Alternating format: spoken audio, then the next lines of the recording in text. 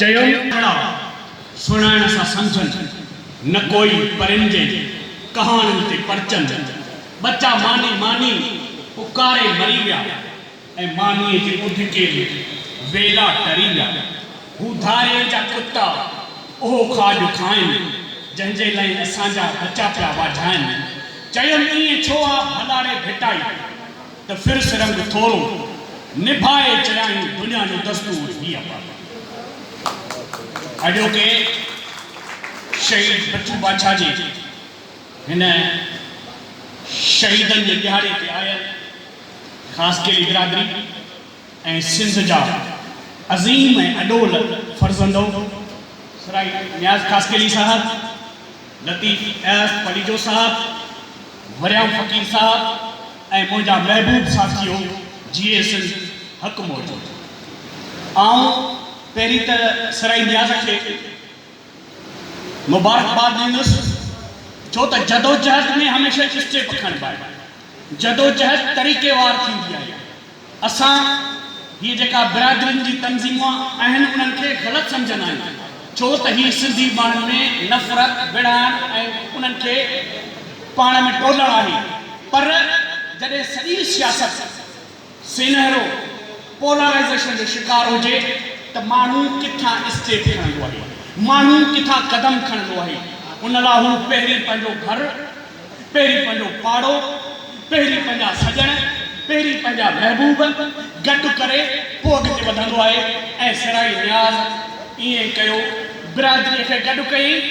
बिरादरीअ खे गॾु करे सॼी सिंध में मोहबत ऐं प्यार जो पैगाम ॾिनई ऐं अॼु साबित कई त आउं ख़ासि केली परस्त न आहियां पर सिंध परस्त आहियां छो त बच्चू बादशाह जे हिन तसलसल जो हिसो ऐं उन करे अॼु हुन उहा लीडरशिप छो त लीडरशिप जा मयार हूंदा आहिनि लीडरशिप में सहत हूंदी आहे लीडरशिप में पोलराइज़ेशन हूंदी आहे त हू पाण में वॾी सहत ऐं मोहबत पैदा करे ऐं डिसीजन ऐं फ़ैसिला करे उन करे आउं त जॾहिं बि हुनखे ॾिसंदो आहियां केॾी महिल कराची बीठो आहे केॾी महिल हब में बीठो आहे हुन हिकिड़ो माण्हू राति जो हिकिड़े हंधुसि त ॿिए हंधुसि इहा आहे हुनजी पंहिंजे माण्हू सां कनेक्ट हुर तहरीक ते उनजे नाले पुठियां इमाम हुसैन जी हुर वारी आज़ादी जे पुठियां रखियो वियो आहे हुर जी माना आहे आज़ाद अंग्रेज़नि ख़िलाफ़ सिंध में हुर तहरीक जो बुनियाद पीर सुबक्तुल्लाह शाह राशिदी बाक़ाइदगी सां रखियो पर उन खां अॻु पीर पागारे जा मुरीद अंग्रेज़नि जे ज़ुल्म ख़िलाफ़ अॻु में तपियल हुआ तिन 19वीं सदीअ जे अध खां पंहिंजी छिड़ विछिड़ गोरीला जंग जो आगाज़ करे छॾियो बच्चू बादशाह जो पूरो नालो अल्लाह बचायो हो ऐं ज़ात जो ख़ासि केली बच्चू बादशाह 1866 में ॼाओ पर उन खां अॻई संदसि वाल्द मंठार फ़कीर रलीअ वारो अंग्रेज़नि जे ख़िलाफ़ मवी जदोजहद माना बच्चू बादशाह खां अॻई संदसि जेको वाल्द हो वरियाम फ़कीर रलीअ वारो उन अॻई अंग्रेज़नि जे ख़िलाफ़ हथियार उभा करे छॾिया अंग्रेज़नि 1843 में सिंध ते कब्ज़ो कयो अंग्रेज़नि पके किले ते कब्ज़े करण खां पोइ सॼी सिंध जे जागीरदारनि होतारनि पीरनि सईदनि सभिनी खे गॾु कयो ऐं तारीख़ लिखे थी त 1657 अॻु उन्हनि माण्हुनि जो जिन ख़ान बहादुर ऐं ॿिया रक़ब वरिता ऐं जागीरूं वरितियूं पर तारीख़ ॿुधाए थी त उन्हनि में राशिदी ख़ानदान ऐं पीर पागारे ख़ानदान जो को बि फ़र्क़ु कोन्हे नतीजे में अंग्रेज़नि खे इहा ॻाल्हि खुटकंदी हुई त अॻिते हली करे हीउ ख़ानदान बग़ावत कंदो उन करे अंग्रेज़नि हिन ख़ानदान खे उन्हनि जे मुरीदनि खे मुख़्तलिफ़ सियासी ऐं समाजी तरीक़े सां सोड़ो कयो सां गॾु ऐं ख़ैरपुर ज़िलनि जे मुख़्तलिफ़ ॻोठनि ते हलां कई वई उन्हनि खे बाहियूं ॾिनियूं वयूं घर साड़िया विया उन्हनि खे गिरफ़्तार कयो ख़ुदि पीर पागारे खे मुख़्तलिफ़ तरीक़नि सां तंग कयो पियो, जंहिंमें इल्ज़ाम तराशिन, हुर तहरीक जे वेढ़कनि, गोरीलनि, अंग्रेज़नि जे ख़िलाफ़ थींदड़ ज़ुल्मनि जे नतीजे में औरतुनि जूं गिरफ़्तारियूं, बम्बार्डमेंट ऐं मुख़्तलिफ़ ज़रियनि सां अंग्रेज़ हुकूमत फ़ौजकशी कंदे हुर तहरीक खे हीसाइण जी कोशिशि कंदो रहियो। पर हुर तहरीक जा गोरीला अॻवान ऐं गोरीला पंहिंजी जदोजहद खां अॻु भरिया रहिया।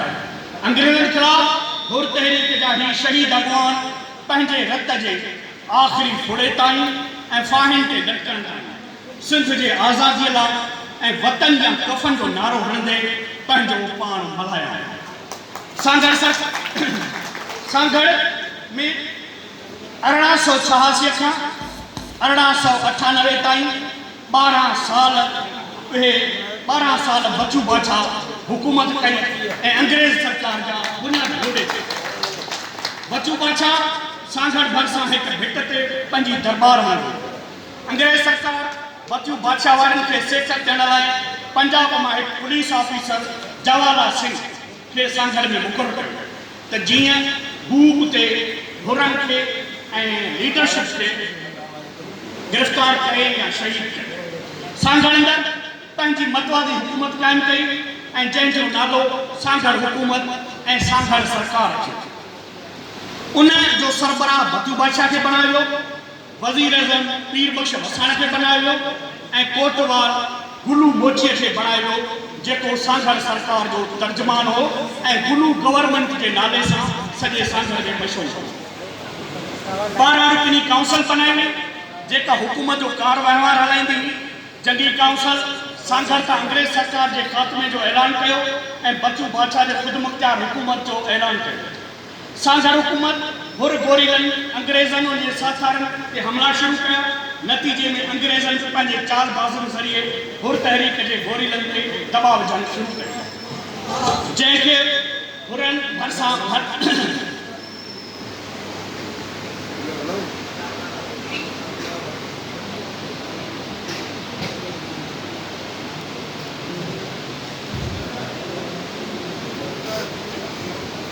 हिन हुर तहरीक जा समूरा शहीद सिंध जा अमर शहीद आहिनि, जिन पंहिंजे वतन मथां सुर कुर्बान कयो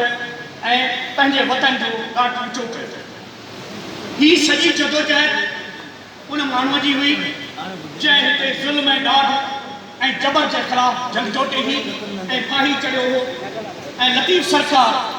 अहिड़नि माण्हुनि लाइ पंहिंजे रिसाले में चई वियो त घोड़नि ऐं घोटनि जीअं थोरा ॾींहड़ा कॾहिं मजकोटनि कॾहिं राही ऋण गारे ककर हेठि मूं झेड़ी दे छॾिया कारा कुंद हथनि में अड़ल अछेरा हेठि थी तनी सी ॾेठि मोटनि जड़ी महंगी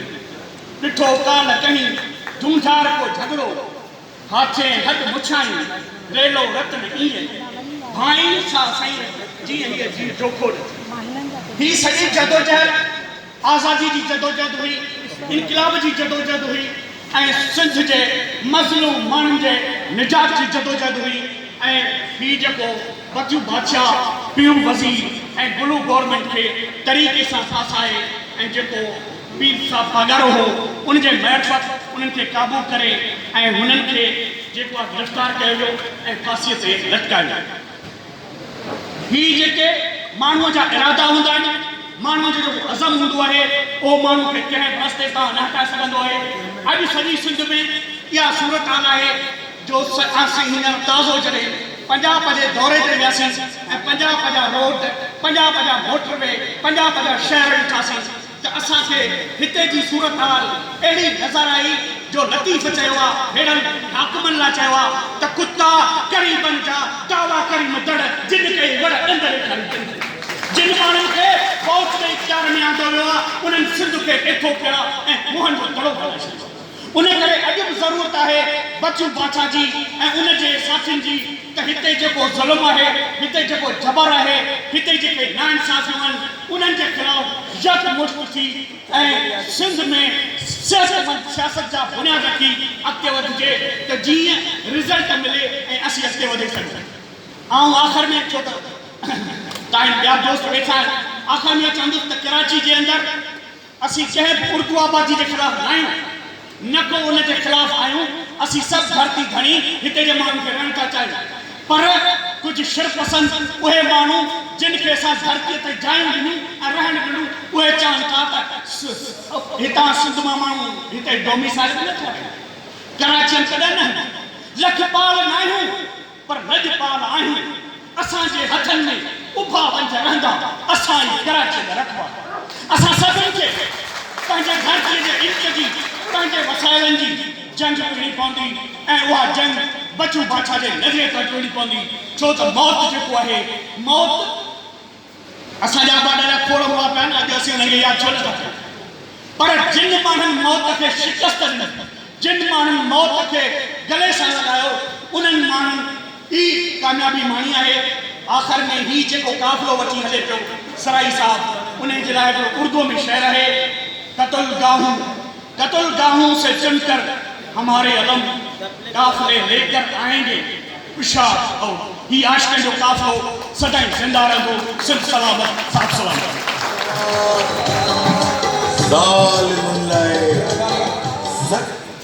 सरदार अयाज साहब